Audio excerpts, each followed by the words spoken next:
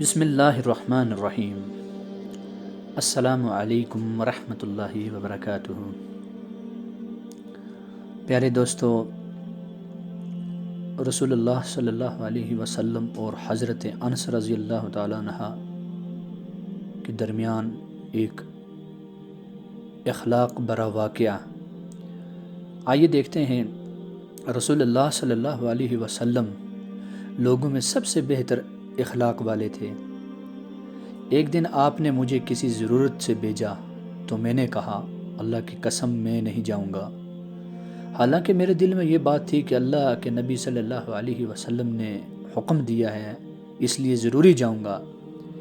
چنانچہ میں نکلا، یہاں تک کہ جب میں کچھ بچوں کے پاس سے گزر رہا تھا، وہ بازار میں کھیل رہے تھے، کہ اچانک رسول اللہ صلی اللہ علیہ وسلم نے میرے پیچھے سے میری گردن پکڑ لی۔ اللہ اکبر۔ میں نے آپ صلی اللہ علیہ وسلم کی طرف مڑ کر دیکھا، آپ ہنس رہے تھے۔